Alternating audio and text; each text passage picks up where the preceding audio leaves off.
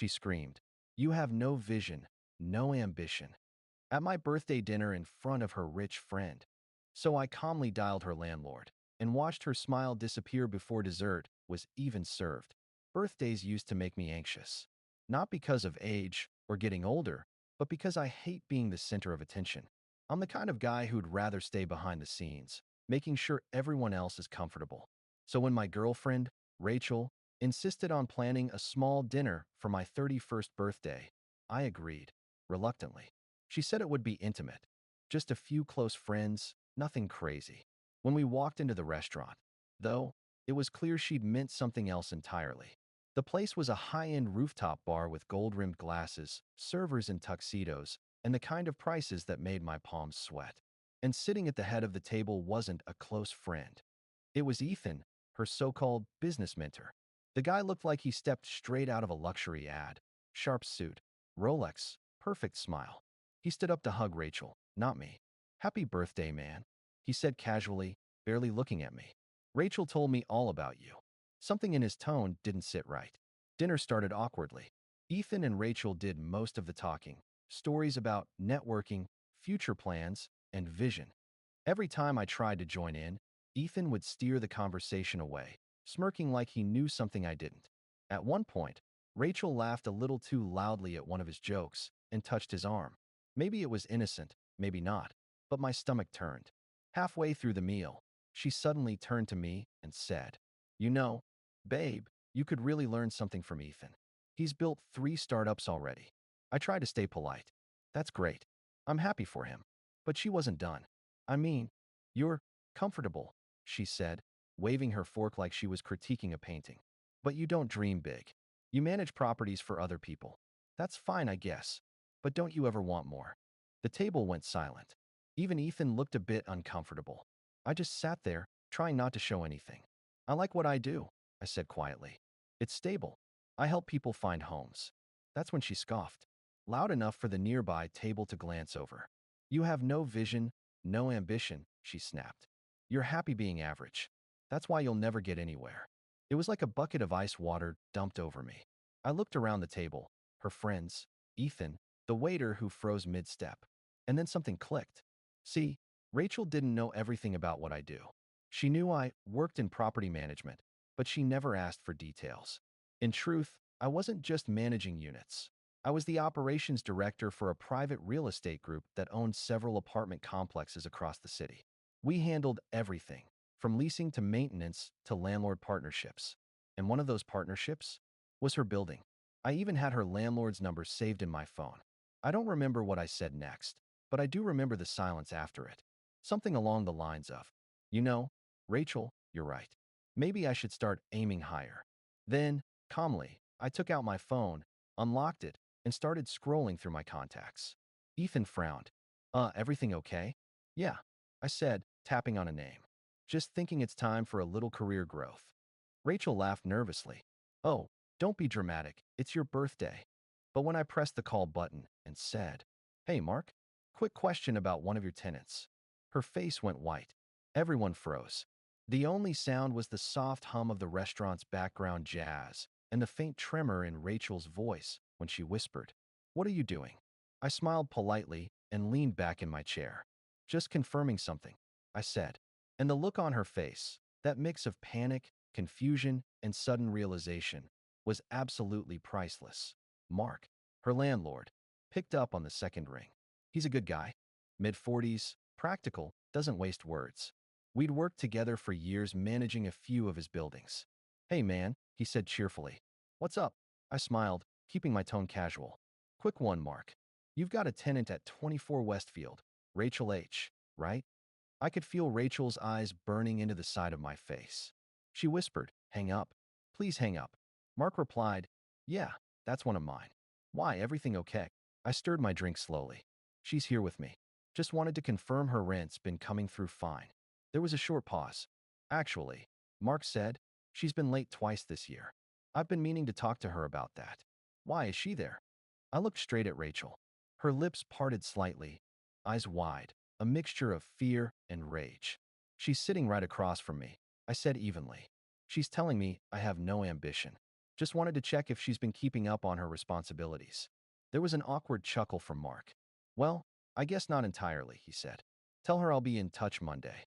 I thanked him, ended the call, and slipped my phone back into my pocket. Rachel's face was pure panic. What the hell was that? She hissed. You embarrassed me in front of everyone. Ethan shifted uncomfortably in his seat. Hey, come on, let's all calm down, he said, glancing around nervously. But I wasn't angry anymore. Not really. Something about the whole moment felt cleansing. I looked at her, smiled gently, and said, Don't worry. I'm sure someone with your vision will figure it out. Then I stood up, threw my card on the table to pay the bill, and walked out. When I got outside, the cold air hit me, sharp and sobering. I expected to feel regret, maybe humiliation. Instead, I felt nothing but relief. I walked 2 blocks before my phone buzzed. 20 missed calls. 12 messages. You're overreacting. You just embarrassed me in front of everyone. You don't understand. Ethan was just a friend. Please don't talk to Mark. I turned off notifications and kept walking. That night, I got an email from Mark. It was short. Thanks for the heads up. I reviewed her lease. Late rent, a few complaints from neighbors. I'll handle it. I didn't reply. I didn't need to. 2 days later, I got another message from Rachel. This time, it wasn't anger. It was desperation. Mark gave me a notice. I'm being told to vacate in 30 days. You really did that? Over a joke.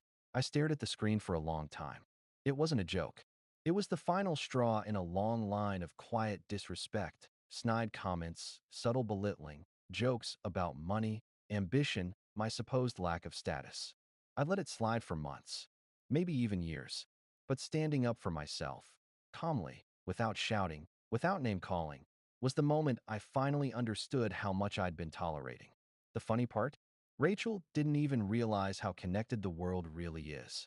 Her rich friend Ethan, he'd been one of our former tenants too, evicted for unpaid rent in another building I helped manage 2 years earlier. When I told Mark that, he actually laughed out loud. You're kidding me, he said. Small world, huh? Very small. A week later, Rachel showed up at my office. I could see her through the glass before she walked in. Perfect makeup, forced smile, that same old performative confidence. She waited until my assistant stepped out, then said quietly, You didn't have to humiliate me. I looked at her, not with anger, just clarity. You did that yourself. She didn't argue, just stood there, eyes glassy, as if the words finally landed. Then she turned and left. That was 3 months ago. Since then, she's moved out of Mark's building. Ethan? He disappeared from her socials. Rumor is, he ghosted her completely after his own financial troubles came to light. Me? I got promoted. Not because of what happened. That would be too poetic. But because my team delivered results that quarter. I didn't even celebrate. Just went home, cooked myself dinner, and watched the city lights from my balcony. For the first time in a long while, I wasn't replaying anyone's words in my head. No anger. No regret. Just peace. When people show you who they are, believe them. But also, know who you are. Because the moment you stop defending your worth to someone who never saw it, you finally realize you were never lacking ambition. You were just aiming higher than they could see. Update 1. That it's been about 5 months since the birthday dinner incident. The night everything silently cracked open. Life has been stable, peaceful even. I didn't realize how much emotional noise Rachel brought into my life until it was gone. The constant commentary about how I lacked drive, how men with ambition didn't stay comfortable, how security was just fear in disguise. Now my evenings are quiet. My apartment is clean. I sleep better. I eat better. I even started reading again, something I hadn't done in years. But just when I thought the whole thing was in the rearview mirror, Rachel's name appeared again. It started small, a text from a mutual friend, Lauren. Hey, weird question, but Rachel's been telling people you got her kicked out of her apartment because you were jealous of Ethan? That true. I just laughed. Classic Rachel. Rewrite the story so she's the victim, and I'm the insecure man who couldn't handle a real woman with goals. I told Lauren, no need to get involved. Just let her talk. But that's not how gossip works. A few days later, one of my staff members, Ben, a leasing agent, knocked on my office door. He was holding a stack of maintenance requests and looked hesitant. Hey, small heads up, he said. There's a girl who's been calling reception asking about your role here. Says she's doing a background check for an article. I frowned. What's her name? He checked his notes. Rachel H. That's when I knew she wasn't done. If she couldn't humiliate me emotionally, she'd try professionally. But here's the thing. When you work in property management, documentation is everything. Every call, every record, every transaction is timestamped, archived, logged. So I did what I do best. I documented. I had our IT department pull the call logs from the reception line, 3 separate inquiries from the same number. I had the email server check for any messages under her name. Found one, posing as a freelance journalist. I reported it to HR, filed a record of potential harassment, and attached the audio clips. Not to punish her, but to protect myself. 2 weeks later, I got another call, this time from her father. I hadn't spoken to the man since that fateful birthday dinner. His voice was tight, angry, and embarrassed. She's been staying with us again, he said. I'm sorry if she's been causing trouble. I told her to stop calling your office. She's not in a great place right now. There was something in his tone, exhaustion, guilt. Like he finally realized the kind of chaos she carried everywhere she went. I told him, I'm not angry, just tired. He sighed. Yeah, I know the feeling. After that, things went quiet again. Until one night, about a month ago, I got a message on Instagram, a burner account. It said, "You ruined me. I hope you're happy." No profile picture, no posts. But the writing, the way she used punctuation, even the lowercase I recognized it instantly. For a moment, I just stared at it. Not with pity, not with satisfaction, just recognition. This was what she did when life stopped orbiting around her. She needed someone to fight, someone to blame, someone to define her chaos. But I wasn't signing up again. I blocked the account. Then, for the first time since everything happened, I opened my notes app and wrote something just for me. You don't owe explanations to people committed to misunderstanding you. Last week, Mark, her old landlord, called me. He laughed when I picked up. You won't believe who just reapplied for a unit. I smiled. Don't tell me. Yep. Same Rachel. Different email. Same attitude. He paused. She listed you as her emergency contact. We both laughed. I told him, you might want to leave that section blank. Since then, I haven't heard from her again. Maybe she finally moved on. Maybe she didn't. Either way, I stopped checking. Because some people don't want closure, they want control. And the best way to take that from them is to quietly live better without ever explaining why they no longer have access to your peace. I never called her back, never texted, never posted anything about it. My silence was the full stop she refused to write herself. And somehow, that was louder than any revenge could ever be. Final update. It's been almost a year since the dinner. The night she called me visionless, and I finally saw everything clearly. If you told me back then that this whole ordeal would be the best thing that ever happened to me, I would have laughed. But it's true.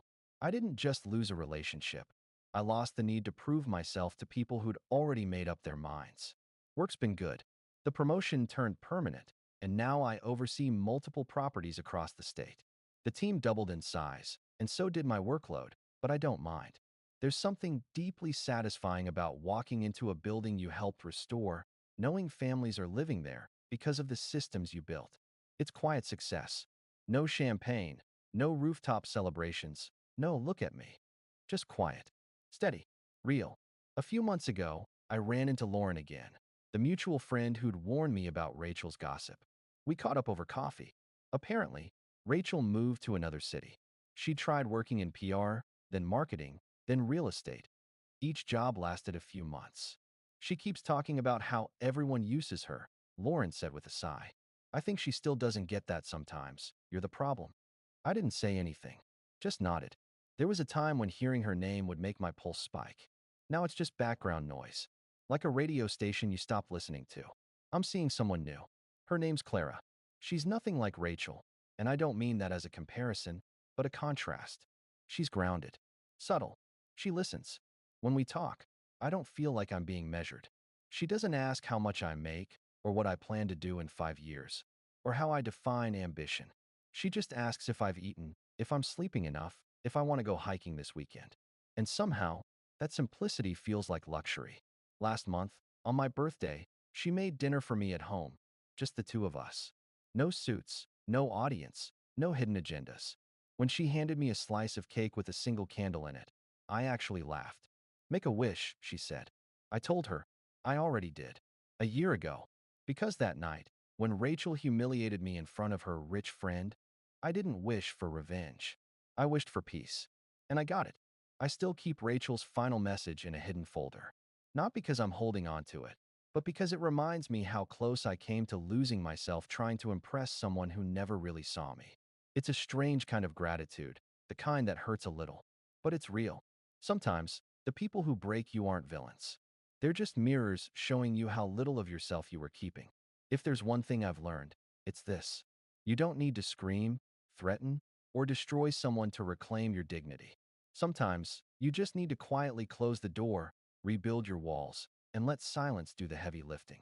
Because when the noise finally fades, you'll realize you were never unambitious. You were just surrounded by people who couldn't imagine peace as success. And that realization, that moment of calm, is worth more than any revenge could ever buy.